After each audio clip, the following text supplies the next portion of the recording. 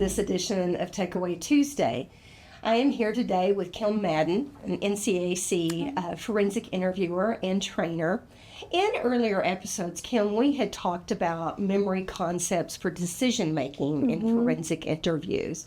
As well as your last episode, you talked about methods interviewers can utilize in assisting children with providing experiential details as they recount past maltreatment or instances of witnessing. And in this episode, you and I are going to do a deeper dive into the necessary components of an effective narrative practice.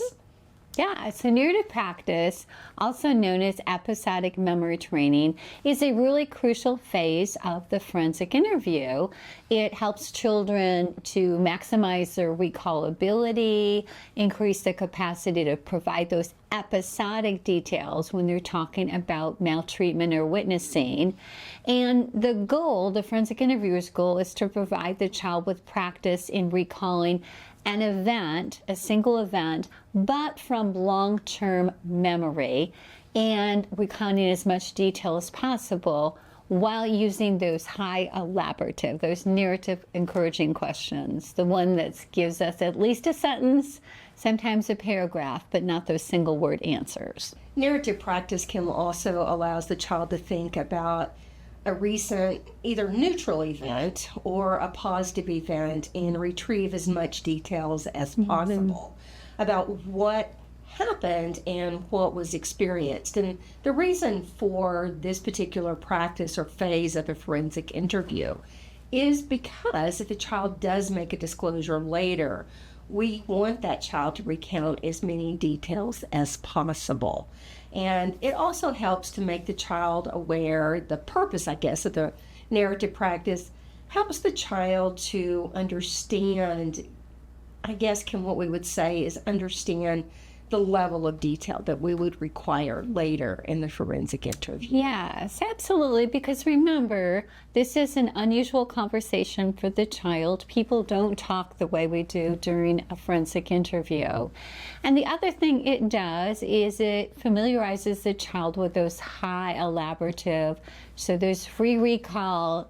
Think about something, remember as much as you can, talk about things from beginning to end, tell me all the things that happened.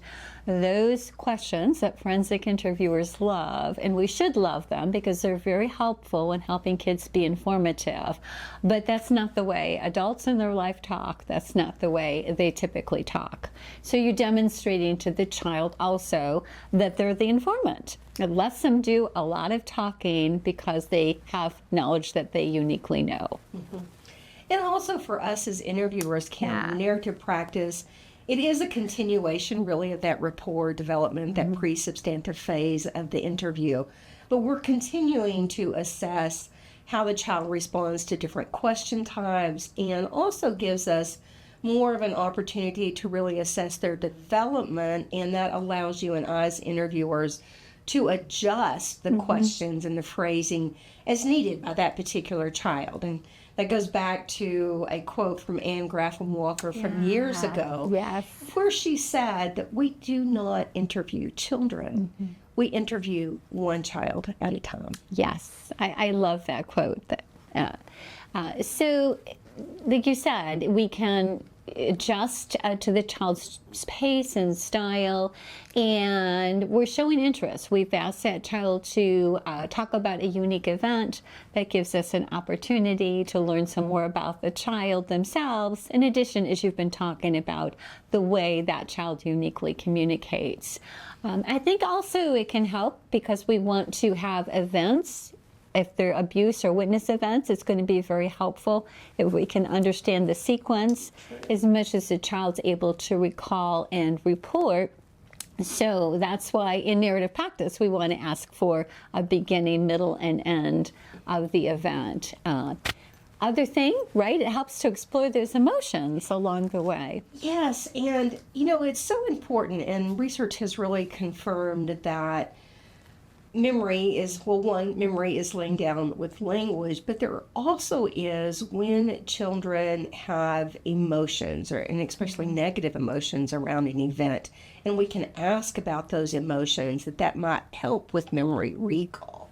So in narrative practice, if it's appropriate, we can ask about how were you feeling, or what were your thoughts when you won the 50-meter dash, or how did you feel when you got a present for your birthday? So asking about emotion should definitely be part of narrative practice because it does help again later in that substantive phase of the interview. If children make a disclosure, then asking about how they felt when something happened can really assist us and help that memory retrieval process. Yeah, such a great point. It's another example of what we're doing in the pre-substantive phase has all these parallels to the substantive phase. So I think a lot of interviewers struggle with narrative practice, or maybe a temptation to skip it because it feels labor intensive. Sometimes our investigative teams, they don't understand why we do a narrative practice, so they may put some pressure on interviewers to skip that part. But don't skip it. You're missing opportunities like we've been talking about.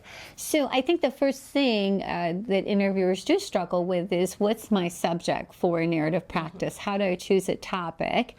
And so there's several suggestions that we have for that.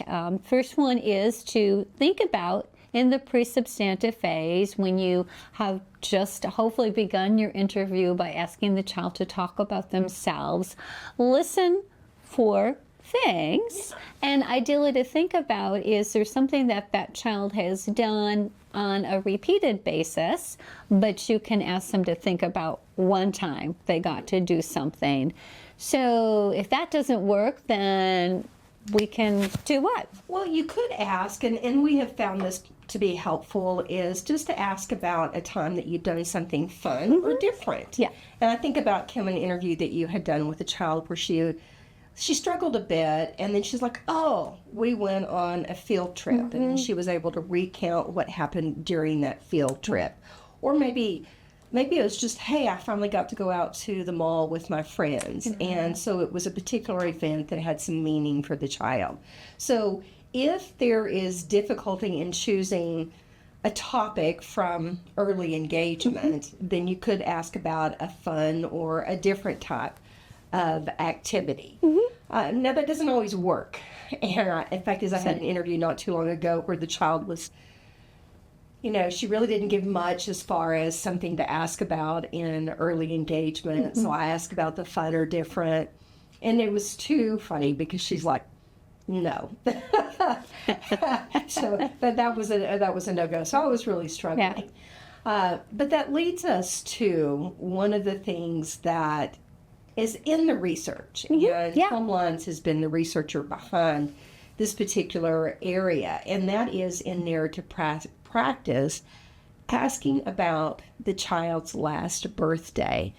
And I will admit, we've had these discussions that I've always disliked asking about the child's birthday because, well, what if they don't celebrate birthdays, or maybe it was a bad experience? But we recently, Kim, had an opportunity to listen to Tom Lyons and some of his cohorts in San Diego talking about the utilization of the birthday prompt for narrative practice. And I have to say that I'm not 100% convinced, but I am more convinced that that could also be an avenue for narrative practice. I agree 100%. And one thing that struck me when I was listening to him and his colleagues give that presentation, the summary of the research, is that I think for both of us in our consultation with interviewers, one of the things we've heard is that they struggle with the narrative practice topic. It's a lot of anxiety at the beginning of the interview. So I think the default often is, tell me everything about this morning from the time you got up until the time you came here. And there's some problems with that that we're going to talk about.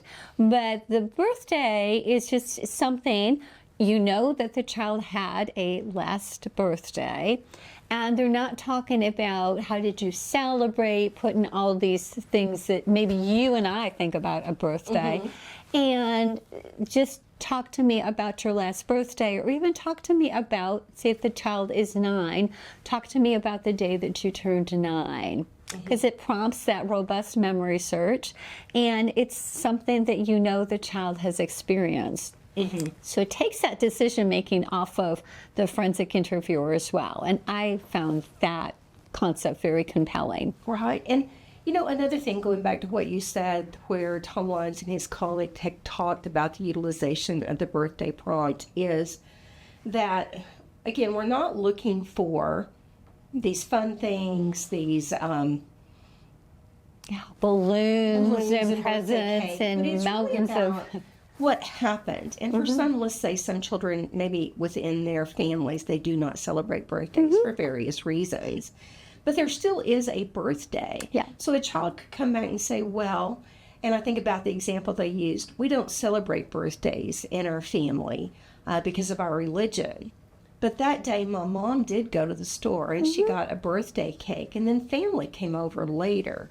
So it's not that there was this huge celebration, but if we just ask what happened on your last birthday, it seems to take some of that emotional resonance out, and it's not good or bad, it just is. And so that is something to think about. So we have tried that in several of our interviews since we went to the conference, and we have found it to be somewhat effective. Yeah, I agree. It's a great example of us, maybe we tried other things or we attempted other things for narrative practice. It hasn't worked, so then that gives us just another tool in our toolkit, I think, for narrative practice. Yes, I think it's important to have options. But we do want to talk a bit about using the morning as a narrative practice topic and going into a bit more detail about why we're saying this isn't going to be preferable. Right. So several reasons for it. One, that, and this was recently something you read by Morel Cyr, that isn't terribly stimulating for children to talk about. You know, typically morning is routine. You get up, you eat your breakfast, you brush your teeth, and unless the unusual circumstances, something very stimulated had happened that morning, most of the time with kids, there's just not a lot of attachment there. There's not a lot of emotional attachment. So it really doesn't give interviewers much to work with. Right. And I remember doing that for narrative practice and thinking about how I had to stretch out things like brushing your teeth or eating your Cheerios. And the kid would look at me like, what is it that I'm doing here? So, and it doesn't make that robust memory demand. Right. Well, I think it goes back to, again, as you said, everything that we do here, there is a reason, and it's tied to, if a child makes a disclosure in the substantive phase of the interview, is that normally when children do make a disclosure, the majority of children that we talk with, it's a delayed disclosure. So that memory has been moved, the memory of the event or events has been moved to long-term memory. And if we just ask about this morning, we're not queuing up long-term memory. And so we want that child to have that opportunity for that retrieval of long-term memory, because that may be what happens in the substantive phase of the interview. So very definitely this morning, it's not salient. There's no emotion attached to it. It just is. Where that could be very different if we were going to something that had some, that was more in long-term memory and did have some emotional valence for the child. And it tends to cue for routine. So what children often will do is they may start talking episodically. I got up this morning and I brushed my teeth. But then as they go through, and then we go and we get ready, and then sometimes I put on my shoes. And so you see there's been this shift over to more of the semantic memory, and that's because they're just thinking about routine, and there's not been anything that has stood out about that morning that they just experienced versus all other mornings in their memory. Right. Yes. Yeah. So what we want to say is, when you are conducting narrative practice, we want you to start by asking the child to provide the most comprehensive account possible, depending on the topic that you've chosen, from the beginning to the end. And so just to gather as much information as possible, really work and use those facilitators, And you want to work that child through the narrative of the event. You want them to go all the way through without any interruptions from you. And then you can start using, and then what happened or what happened next. But you're using that to continue that narrative.